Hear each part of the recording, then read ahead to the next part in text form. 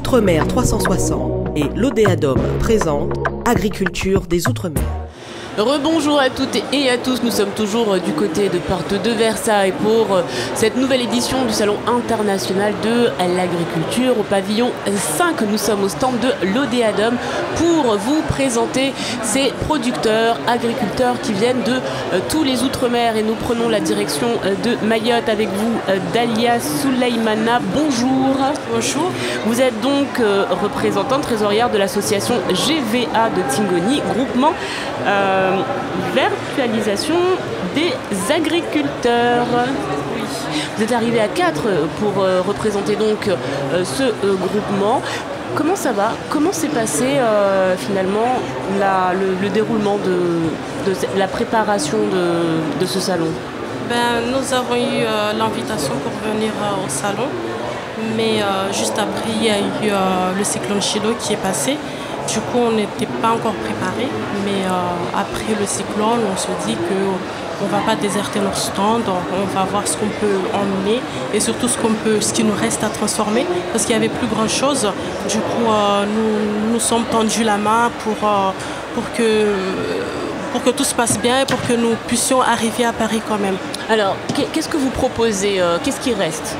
Alors, nous avons eu du miel, le miel de Mayotte. Ensuite, nous avons eu les orangers qui nous ont permis de faire des achats et tous les condiments qu'on peut faire à Mayotte. Et ensuite, nous avons aussi des produits de beauté.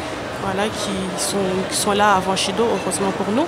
Et nous avons la vanille, les épices, le curcuma et la cannelle en poudre. Comment est le moral depuis, ça fait plus de 2 mois donc, que Chido et Dikeledi sont passés. Aujourd'hui, vous êtes là pour représenter les agriculteurs de Mayotte. Ici, donc, au Salon international de l'agriculture, on voit que le monde est très solidaire et passe donc, pour vous voir, pour vous rencontrer. Et on a envie de vous demander comment ça va. C'était déprimant, surtout pour nos productions, nos manguiers, nos citronniers, les vanilles qui sont aujourd'hui à terre.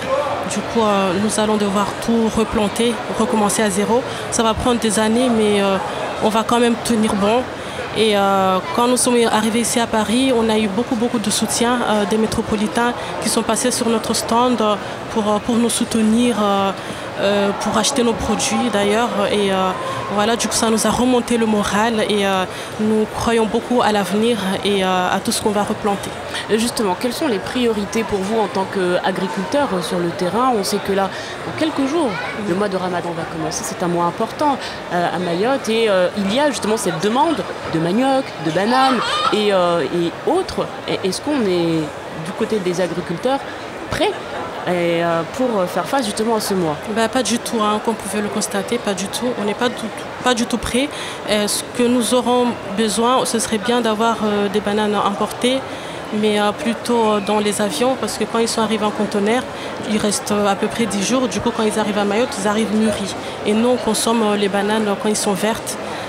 Du coup, ce serait plutôt bien qu'on les importe dans les avions, que ça prenne moins de temps.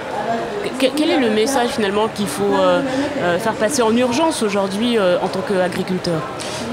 Nous avons vraiment besoin que nos routes, nos sentiers soient reconstruits parce qu'on a beaucoup du mal à aller sur nos champs.